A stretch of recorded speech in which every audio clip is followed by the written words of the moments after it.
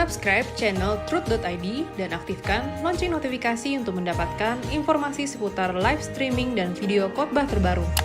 Posisi tombol subscribe berada di kanan atas channel kami dan jangan lupa nyalakan loncengnya.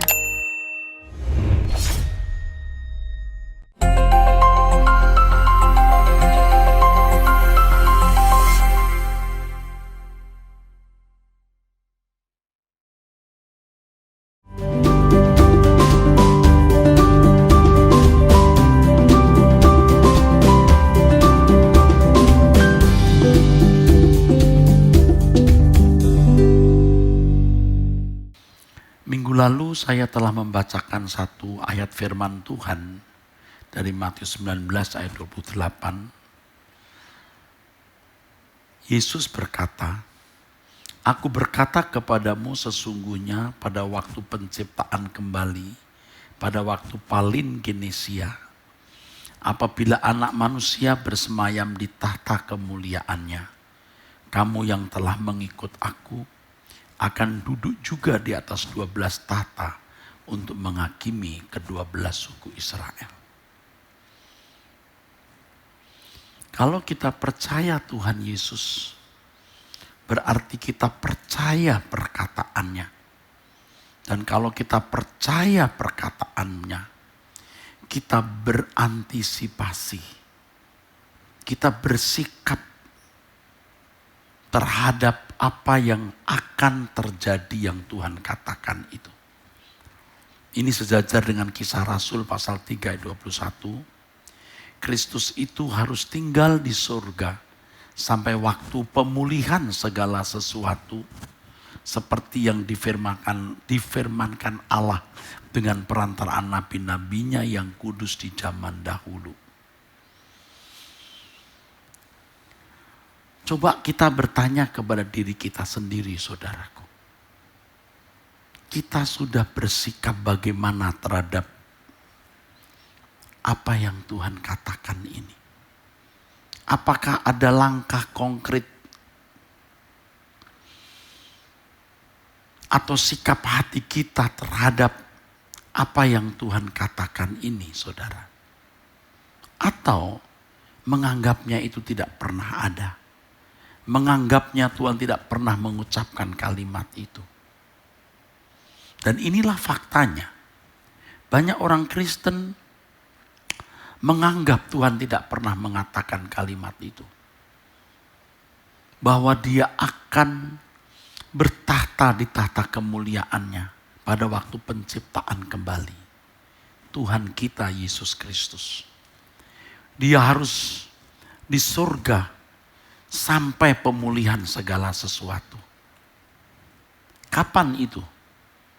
Saya telah kemukakan juga pada kesempatan terdahulu, yaitu mengenai penglihatan dalam Daniel, saudaraku sekalian, adanya penyerahan kekuasaan dari Allah Bapa kepada anaknya, Tuhan Yesus.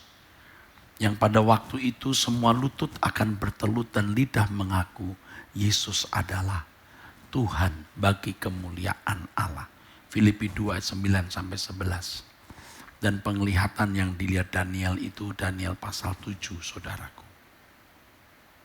Itulah sebabnya Alkitab mengatakan, taruh seluruh pengharapanmu pada penyataan kedatangan Tuhan.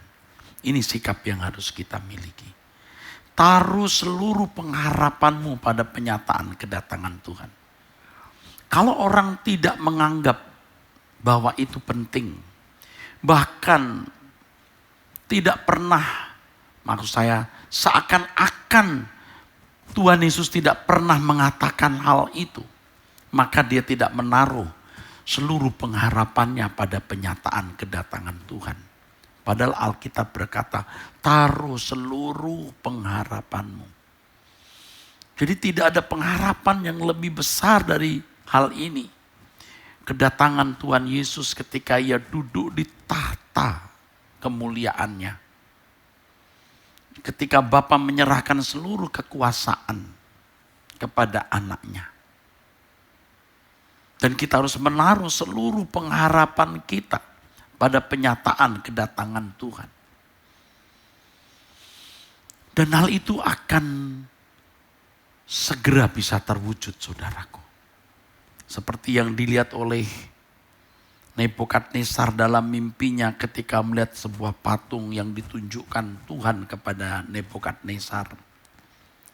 Dan Daniel mengartikan mimpi dari Raja Nebukadnezar ini. Patung yang berkepala emas melambangkan negara Babel. Dada dan lengan perak melambangkan pemerintahan Media Persia setelah Babel runtuh. Pinggang dan tembaga melambangkan kerajaan Yunani tahun 300-an begitu. Lalu kemudian paha, tentu ada paha kanan, paha kiri ini melambangkan kerajaan Romawi Barat dan Romawi Timur. Jari-jari kaki itu melambangkan negara kuat, negara lemah. Nah, zaman kita itu ini. Jari-jari, kaki dan jari-jarinya. Lalu ada batu yang bergulir, yang menimpa patung itu, dan batu itu kemudian memenuhi bumi, artinya di sini memenuhi jagat raya. Dan itulah kerajaan Tuhan Yesus Kristus.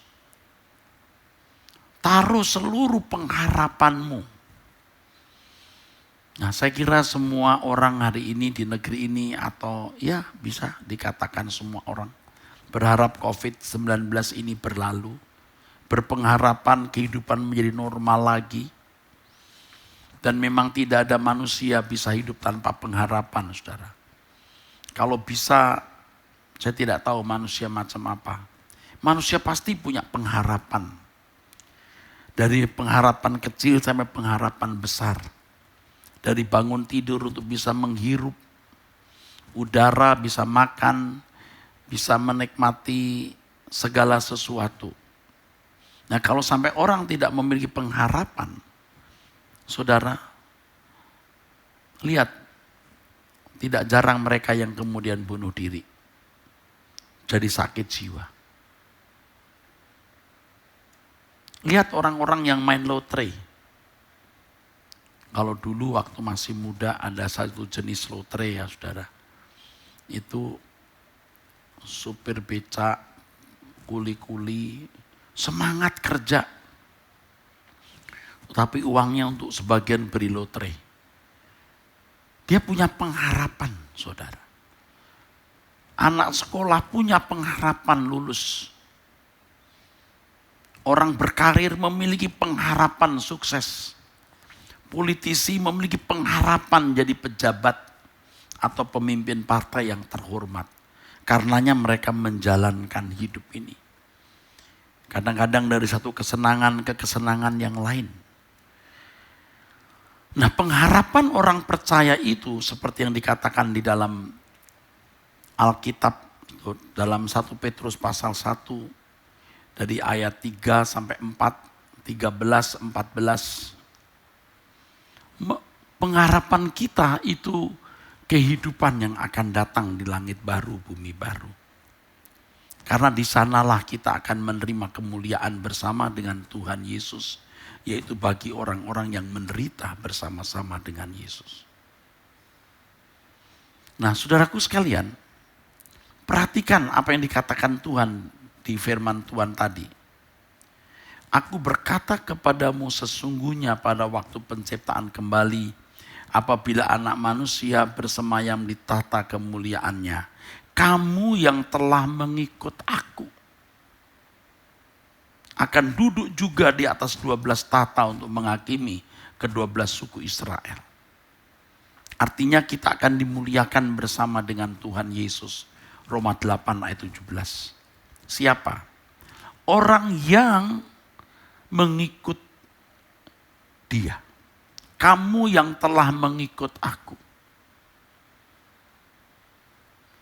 Pertanyaannya untuk kita, saudaraku. Pertanyaannya untuk saudara. Apakah kita mengikut Dia? Tadi saya katakan kalau kita benar-benar percaya bahwa itu telah dikatakan atau diucapkan oleh Tuhan Yesus. Lalu apa respon kita? Apa reaksi kita terhadap perkataan Tuhan itu? Atau kita anggap sepi? Kalau kita percaya Tuhan Yesus, kita juga percaya, saudaraku, apa yang dikatakan. Dan kita bereaksi. Kita berantisipatif. Kita bersikap, kita merespon apa yang Tuhan Yesus katakan tersebut. Kita ikut Tuhan Yesus tidak? Kalau saudara bertanya kepada diri sendiri, aku ini ikut Tuhan Yesus enggak selama ini? Coba saudara perkarakan, saudara persoalkan. Saudara ikut Yesus tidak? Sebab kalau tidak, ayat ini tidak berlaku bagi saudara. Kedatangan Tuhan itu menjadi bencana nanti bagi saudara. Karena saudara tidak mungkin bisa tahan berdiri di hadapan anak manusia. Apakah saudara ikut Yesus? Itu masalahnya. Dan kalau orang tidak merespon ucapan Tuhan bahwa ia akan duduk di atas tahta kemuliaan dan orang-orang yang mengikut dia akan dimuliakan bersama-sama dengan dia. Maka kita berantisipatif, kita merespon untuk ikut Tuhan Yesus. Ikut dia. Nah sekarang ikut Tuhan Yesus itu bagaimana? Coba saudara perkarakan. Saudara selama ini ikut Tuhan Yesus tidak? Biarpun saya pendeta saudara, guru, dosen sekolah tinggi teologi, saya memperkarakan ini. Apakah aku sudah ikut Tuhan Yesus selama ini? Dan saya memperkarakannya di hadapan Tuhan. Ya memang orang akan memandang ini subjektivitas. Tetapi saya pertanyakan, Tuhan, menurut Engkau aku ini sudah mengikut Engkau belum? Kalau hanya sekolah teologi, kalau hanya menjadi full timer gereja, kalau hanya menjadi pendeta, bahkan sekalipun menjadi dosen sekolah tinggi teologi atau menjadi ketua sinode, itu bukan jaminan ikut Yesus. Menjadi pendeta dan sederetan jabatan yang dimiliki itu kehidupan dalam tanda kutip. Karena ada uang, ada kehormatan, ada fasilitas yang manusia lain juga ingini. Mengikut Yesus itu apa? Apakah saudara pernah mempertanyakan ini kepada dia? Saya mengajak saudara untuk memperkarakan. Jangan takut tidak mendengar suaranya. Karena Tuhan pasti berbicara. Kalau kita serius bertanya, Tuhan pasti menjawab. Dengan cara yang masing-masing itu beda. Pasti Tuhan menjawab. Pokoknya saudara akan bisa menangkap, pasti. Jangan takut Anda tidak menangkap jawaban Tuhan. Tuhan pasti menjawab. Tuhan, aku ikut Engkau tidak selama ini. Engkau merasa aku sudah ikut Engkau tidak?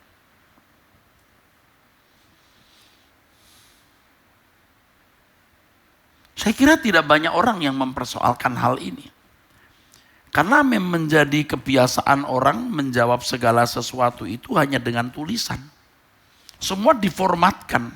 Bukan saya tidak setuju harus diformatkan dengan kata-kata, kalimat, jadi buku, jadi jurnal, jadi karya ilmiah, jadi disertasi, skripsi atau tesis, bisa. Tetapi kalau kita mau benar-benar berurusan dengan Allah yang hidup, yang nyata, kita pertanyakan, aku ini ikut Engkau tidak Tuhan? Kalau Abraham, bapak orang percaya, ya, disuruh keluar dari Ur-Kasdim ke negeri yang Tuhan akan tunjukkan, ya, yang dia tidak tahu negeri apa itu, Dan sebenarnya itu langit baru, bumi baru. Ibrani pasal 11, saudara bisa membaca dari ayat 8, 9, 10 sampai 14. Bagaimana Abraham mencari negeri yang memiliki dasar yang direncanakan dan dibangun oleh Allah. Itulah kerajaan Tuhan Yesus Kristus. Yang ternyata tidak ada di bumi ini. Yang dikatakan dalam Ibrani pasal 11, dari jauh dia melambai-lambai. Sampai mati Abraham tidak bertemu negeri itu. Ternyata memang ada di langit baru, bumi baru. Nah, Tuhan Yesus mengatakan kepada kita. Nah, sekarang kita tahu ternyata itu negeri Tuhan kita Yesus Kristus. Apa sekarang reaksi kita? Mestinya mengikut dia. Sebab kalau kita ikut dia, kita akan dimuliakan bersama dengan dia. Nah, ikut Yesus itu apa? Pernah nggak saudara memperkarakannya di hadapan Allah? Nah, sekarang saudara sudah mendengar saya berbicara, saudara ada di sini, saya beritahu ya.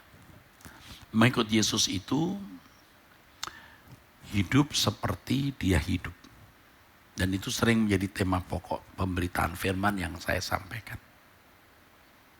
Loh, ikut Yesus. Yesus sudah jadi Tuhan kok. Kalau kita hidup pada zaman Yesus, ya ketahuanlah kita ikut kemana Yesus pergi. Nah, sekarang dia sudah menjadi Tuhan di surga, duduk di sebelah kanan Allah Bapa, lalu bagaimana ikut Yesus?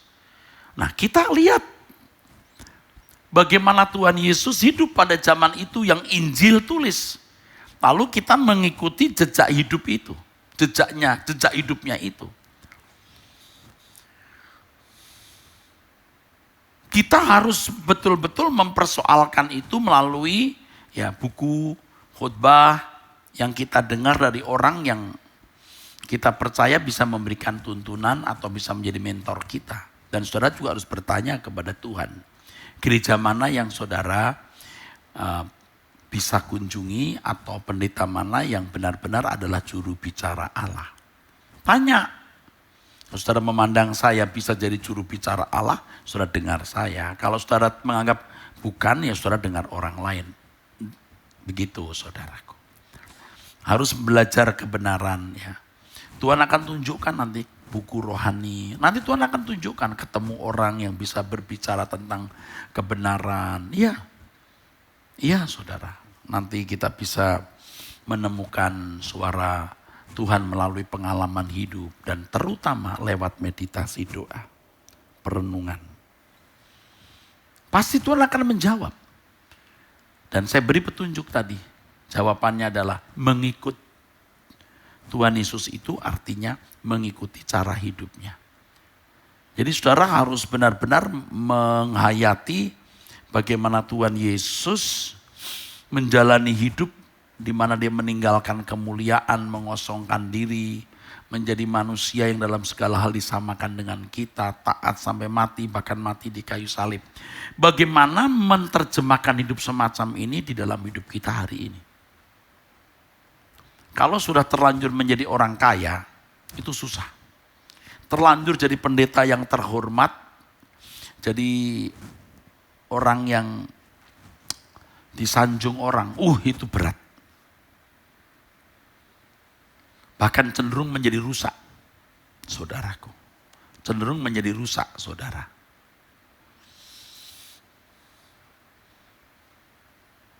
Nah, saya juga menyadari, tahu banyak, bicara pinter, punya berbagai talenta, musik, mengarang lagu, jemaat cukup banyak, lalu punya beberapa posisi di masyarakat, bahkan menerima beberapa kehormatan. Artinya menerima kehormatan juga dari dunia sekuler misalnya. Wah, itu malah membuat kita jadi lupa diri. Lupa diri, saudara. Tapi saya mau bertobat. Saya sering berkata atau baru akhir-akhir ini saya sering berbicara. Berkata kepada Tuhan, aku miskin Tuhan, aku tidak punya apa-apa. Dari segala aspek aku ini miskin, tidak punya apa-apa. Tapi perkenankan aku menjadi anak yang menyukakan Engkau. Ya Bapa. Dan jawabnya apa? Hiduplah seperti putraku. Kira-kira gitu. Seperti Yesus. yang mendapatkan pengakuan dari Bapa, ini anakku yang kukasih, kepadanya aku berkenan. Nah sekarang bagaimana kita menyelenggarakan hidup di zaman kita? Bernafaskan, berjiwa, seperti nafas jiwa kehidupan Yesus. Kalau kita percaya dia akan datang kembali. Dan kita menaruh seluruh pengharapan kita pada penyataannya. Alkitab disuruh begitu loh. Ini bukan saya punya mau, Alkitab suruh begitu. Nah apa reaksi atau respon kita? Antisipasi kita terhadap kedatangan Tuhan. Dengan adanya COVID ini mesti mata kita tengadah ke atas. Ini COVID-19, nanti belum yang lain. Dunia ini tidak menentu, saudaraku. Kita harap COVID ini bisa berlalu. Tapi kalau tidak ya, yang kita itu menaruh pengharapan kita pada penyataan kedatangan Tuhan, saudara. Maka memang sangat berbahaya ya kalau orang memiliki satu kesukaan atau kesenangan yang sampai menyita emosi, perasaannya. Waduh, bahaya saudaraku, bahaya sekali. Saya belajar dan saya mengajak saudara belajar. Saya bertobat dan saya mengajak saudara bertobat. Sehebat apapun kita, orang kaya sekaya apapun kita, orang terhormat semua terhormat. Mau terhormat bagaimanapun kita, saudaraku. Mau banyak uang seberapapun banyaknya. Menjadi pendeta sehebat apapun. Mari kita rendahkan diri dan mulai memperkarakan apakah kita benar-benar ikut Yesus. Saya khawatir, saudaraku. Ini dimulai dari hidup saya dengan menjadi pendeta yang dikenal lalu punya kedudukan. Malah tidak ikut Yesus, saudara. Malah tidak ikut Yesus. Aktif sibuk dengan kegiatan pelayanan, kelihatannya mengembangkan gereja. Tapi sebenarnya tidak ikut Yesus. Kehidupan yang pernah dia jalani tidak kita kenakan. Maka baru-baru ini saudara, saya mengarang lagu ini. Saya mau iring Yesus sepanjang hariku. Walau berat dan sukar jalanmu, hidup yang kau jalani menyukakan hati Bapa. Rinduku menghidupinya. Tuhan ajarku setia seperti dirimu. Taat Bapa sampai di salibmu. Selama di dunia lakukan kehendak Bapa, menyelesaikan rencana Bapa. Tuhan, ku memilihmu, mengikut jejakmu, menjadi kesukaan Bapa.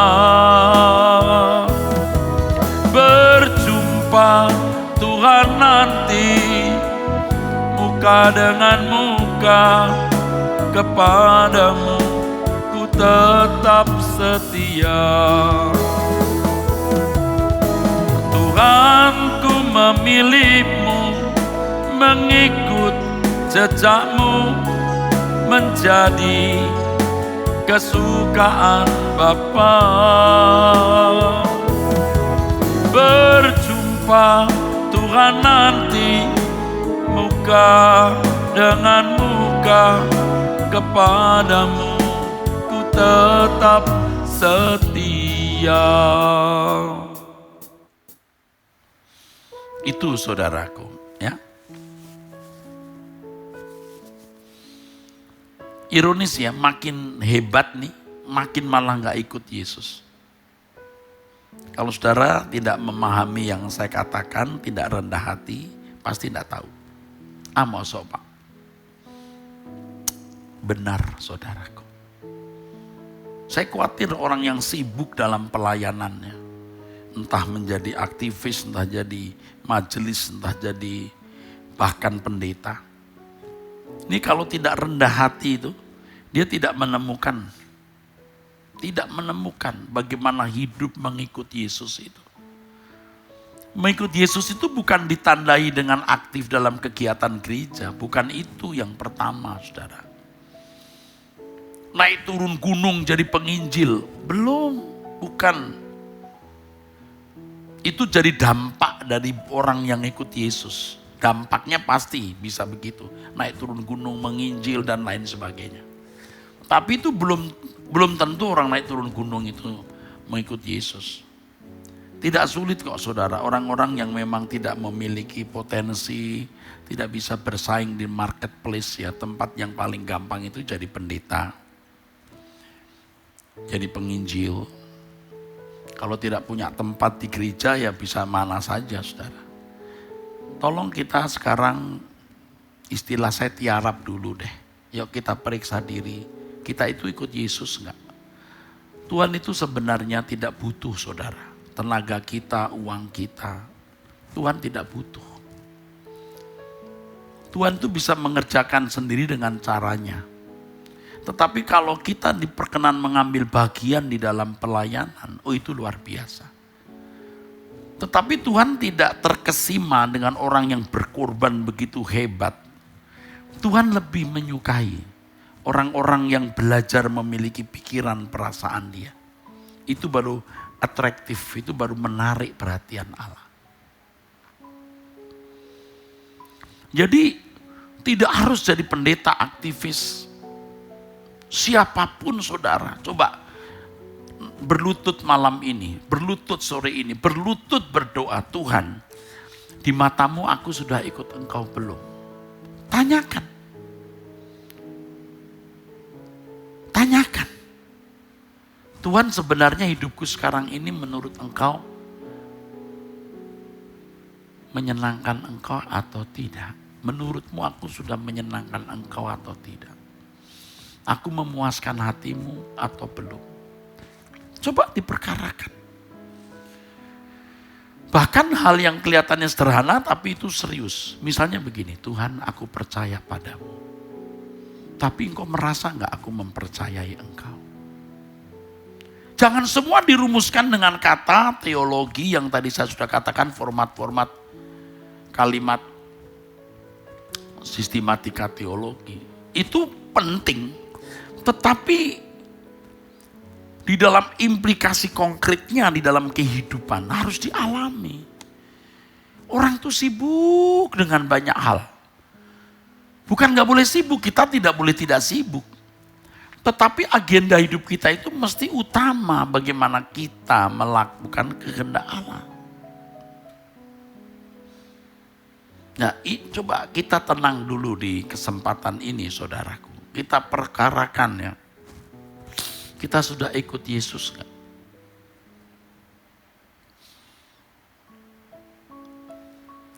Saya mau iring Yesus sepanjang hariku, walau berat dan sukar jalan. Hidup yang kau jalani menyukakan hati Bapa, rinduku menghidupinya. Itu maksudnya saudara. Rinduku menghidupinya, hidup yang kau jalani. Bagaimana kehidupan Yesus 2000 tahun yang lalu yang ditulis di dalam Injil, yang pasti garis besarnya, yang keadaan pada zaman itu berbeda dengan zaman kita. Lalu kita mau ikuti, sulit saudara. Tapi saudara jangan lupa, dia berjanji menyertai kita. Dia pasti hadir dimanapun kita berada. Dan Roh Kudusnya dimeteraikan di dalam diri kita, pasti berbicara. Tidak mungkin tidak berbicara.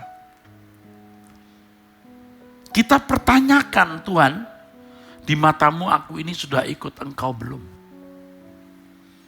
Nah, banyak orang beragama Kristen merasa sudah mengikuti Yesus.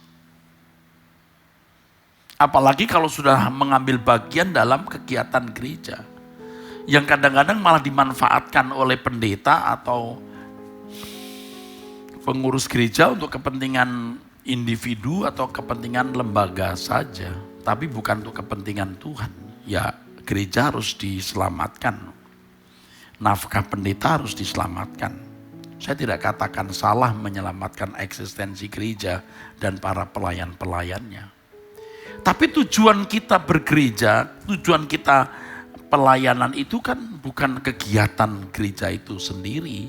Tapi bagaimana kita menjadi manusia yang benar-benar menyukakan hati Allah. Dan hanya Yesus model manusia yang menyukakan hati Allah. Jadi tidak mungkin kita dimuliakan bersama-sama dengan Dia kalau kita tidak mengikut Dia.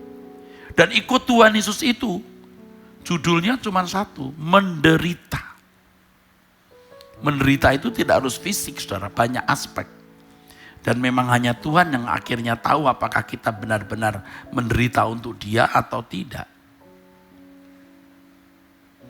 Dikatakan dalam Roma 8 ayat 17 itu, kalau kita anak, kita adalah ahli waris. Artinya orang-orang yang akan menerima janji-janji yang Allah berikan. Yaitu menerimanya bersama-sama dengan Yesus. Kita akan dimuliakan bersama dengan Yesus kalau kita menderita bersama-sama dengan Dia. Nah, apa kita sudah menemukan penderitaan itu? Nah, saya jadi pendeta yang bisa dikenal orang dengan jemaat yang banyak, bukannya menderita, malah senang, saudara. Fasilitas bisa tersedia, ya kan? Mau apa? Jemaat sekian belas ribu, mau apa?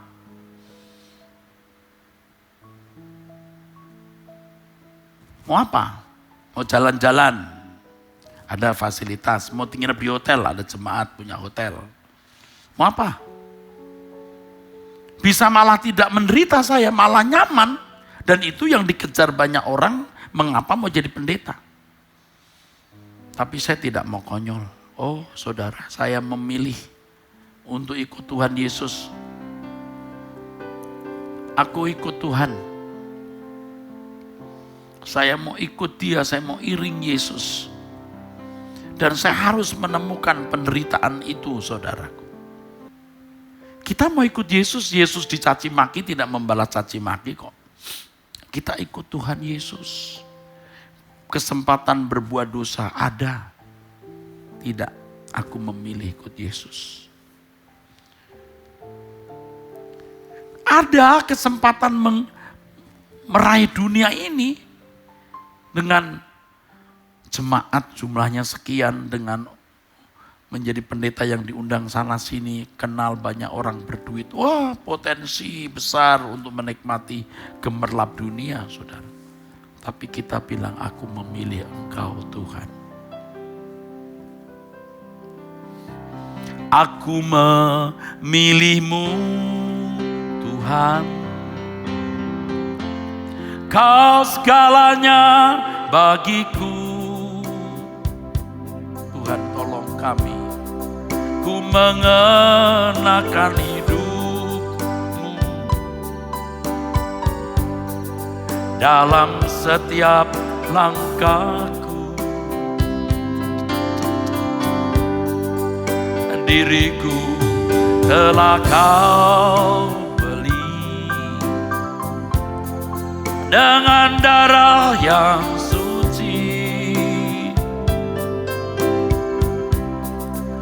hidupku yang sekarang ini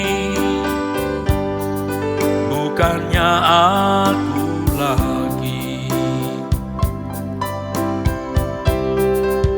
Indahnya gemerlap dunia dan kemegahannya, rela ku tinggalkan dan aku lepaskan, tak ku ingini lagi. Kini mataku memandang Tuhan Yesus kan datang. Langit dan bumi yang baru, kerinduan hatiku. Saudara, makin kita tinggalkan kesenangan dunia, itu sayap kita makin lebar. Tubuh kita makin ringan, kita terbang. Memang ini akan sulit dimengerti oleh saudara. Tapi kalau saudara tidak nekat, Anda tidak pernah jadi Kristen yang benar. Kalau pelayan Tuhan ya saudara, ini sharing ya. Ini subjektif tapi saudara boleh tanya Tuhan ini benar atau tidak. Saya tanya Tuhan bagaimana aku bisa menjadi hamba-Mu. Menjadi pembicara yang baik seperti ketika Yesus mengajar. Saya tanya Tuhan Yesus bagaimana Engkau bisa mengajar dengan kuasa. Kalimat yang saya dapat ini, karena aku tidak punya kepentingan. Waduh luar biasa. Kadang-kadang di mimbar ini pun kepentingan-kepentingan kita bisa keluar. Aktualisasi diri, kesombongan, menyerang orang, muncul. Kita tidak bisa melayani dengan baik, tidak bisa menyampaikan firman dengan kuasa kalau punya kepentingan. Semua kepentingan harus kita tanggalkan. Kepentinganku hanya satu, menyenangkan hati Allah Bapa.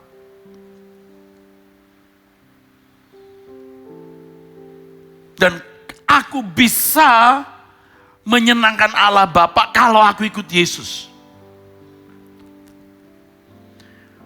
Saudara mau doktor teologi, saudara mau hebat bagaimana di ruang perpustakaan, Anda tidak pernah bisa ikut Yesus.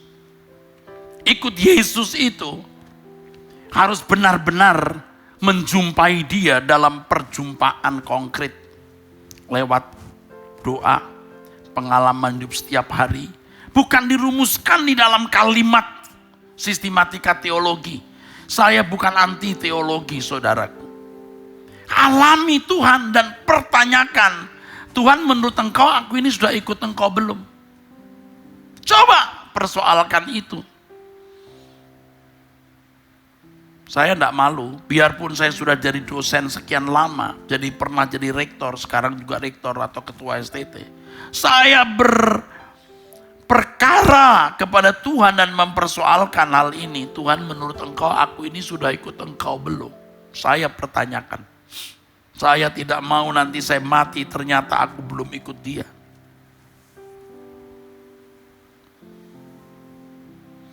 Oleh sebab itu taruh seluruh pengharapanmu pada penyataan kedatangan Tuhan. Ini ngomong gampang, prakteknya sulit saudaraku. Karena irama jiwa kita itu sudah rusak. Kita terikat dengan banyak ikatan dalam daging dan jiwa kita. Tapi kalau kita nekat, kita memilih Tuhan, bisa. Bisa. Bagi manusia ini tidak mungkin. Bagi manusia ini mustahil katanya. Adunatos, powerless, tidak berdaya. Tapi bagi Allah tidak ada yang mustahil. Itu ditulis di dalam Matius 19 ayat 23 sampai 26 mengenai orang kaya yang mau ikut Tuhan Yesus. Tidak bisa dia ikut Yesus. Dia masih terikat dengan kekayaan.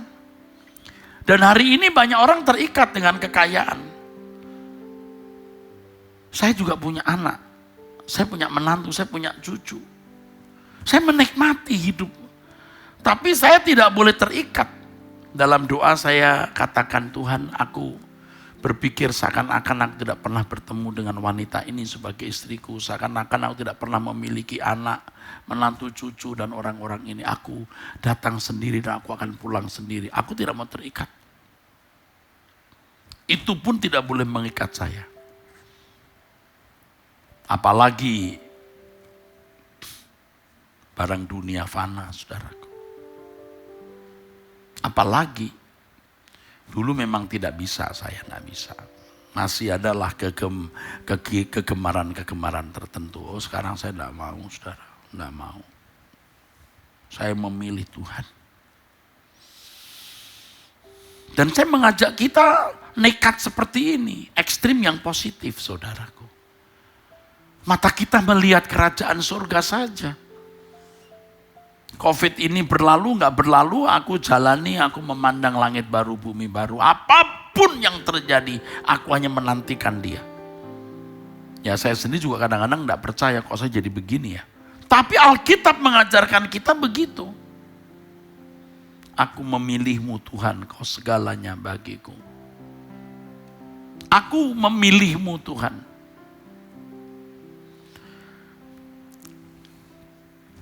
Saudara, saya juga tulis satu lagu yang judulnya begini. Hanya harimu Tuhan, hanya harimu Tuhan, hanya harimu Tuhan, yang selalu ku nantikan. Ini bahaya lo ngomong begini. Kenapa? Kita dituntut benar. Nah, orang-orang sekitar kita kan bukan orang-orang bodoh. Benar. Masih gampang tersinggung, masih mata duitan, masih mata keranjang. Jangan nyanyi. Hanya harimu Tuhan, hanya harimu Tuhan.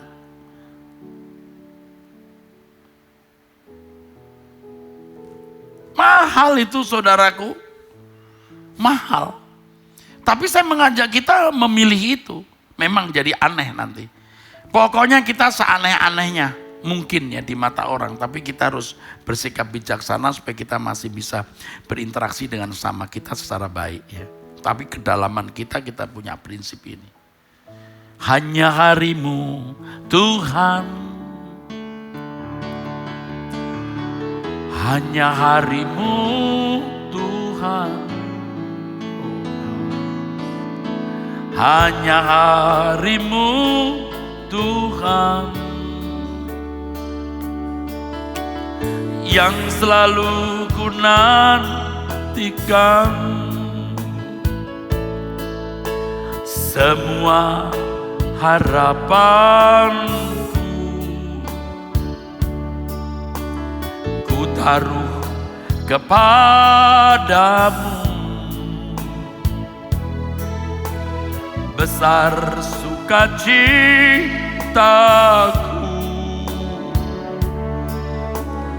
ku memandang wajahmu. Takkan ku harap lagi bahagia dunia ini. Semua hanya semu belaka.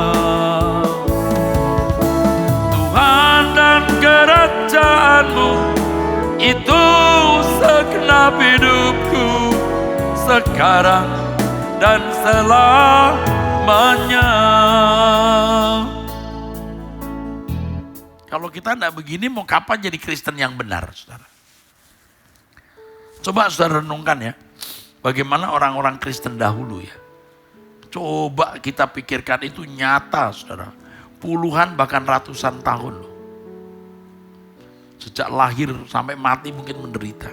Teraniaya. Kok bisa loh melewati hari itu? Kok mau loh?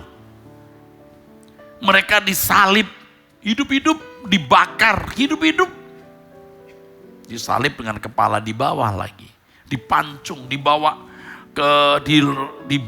diseret, masukkan penjara, dimasukkan ke kandang binatang buas, diempanin atau dikasih makan binatang buas. Kok bisa lo setia? dalam keadaan seperti itu, Tuhan seakan-akan tidak ada. Kok bisa loh? Apa sih yang mereka harapkan, saudara? Hidup mereka itu gelap gulita, saudara. Dari bangun tidur sampai malam hari itu gelap gulita. Nggak ada masa depan. Kok bisa loh mereka bertahan? Karena pengharapan kedatangan Tuhan. Benar ini. Ini benar. Sejarah gereja mencatat. Nah sekarang di mana pengharapan itu? Mereka mengikut Yesus, saudaraku. Dan Tuhan memang mengkondisi dunia waktu itu seperti itu bagi orang Kristen. Supaya mereka jangan terjerembab, terperangkap dalam percintaan dunia. Benar.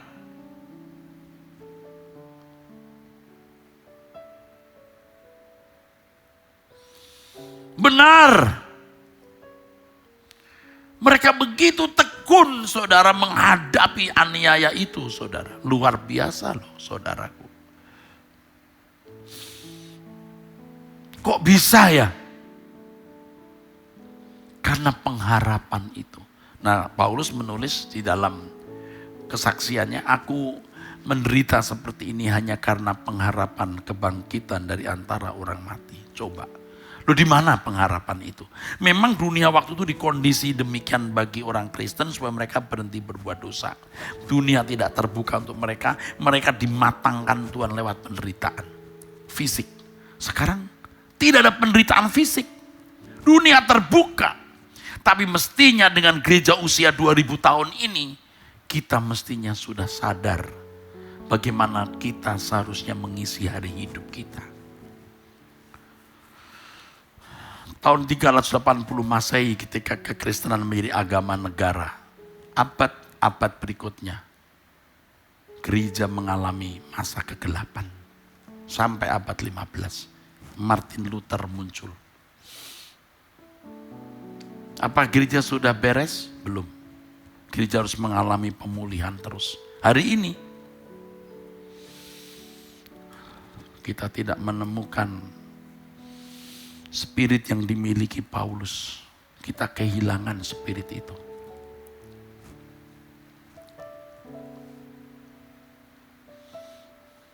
Paulus itu terkenal sebagai seorang yang disebut eskatomania. Dia maniak dengan kedatangan Tuhan, saudara.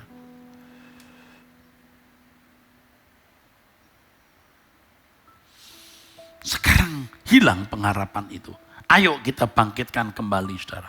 Melalui suara kebenaran ini, kita bangkitkan kembali semangat itu. Semangat menantikan kedatangan Tuhan. Menaruh seluruh pengharapan hanya kepadanya.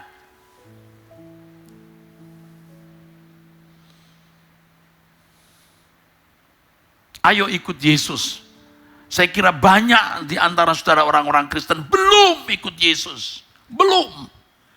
Kalau saudara meninggal dunia, saudara tidak akan dikenal Tuhan. Saya bukan sedang mengancam atau mau menyakiti saudara. Saya hanya ingin bersama kita bertobat, kita bisa berubah. Ayo.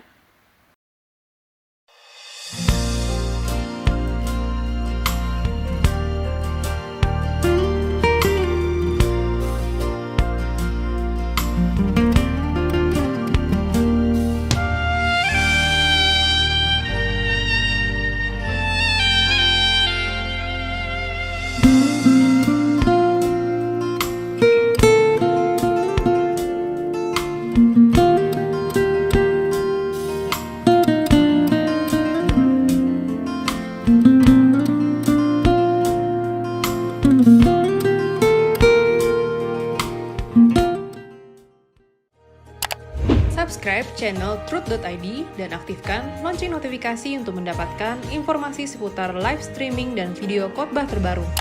Posisi tombol subscribe berada di kanan atas channel kami dan jangan lupa nyalakan loncengnya. Subscribe channel Truth.id dan aktifkan lonceng notifikasi untuk mendapatkan informasi seputar live streaming dan video khotbah terbaru. Posisi tombol subscribe berada di kanan atas channel kami dan jangan lupa nyalakan loncengnya.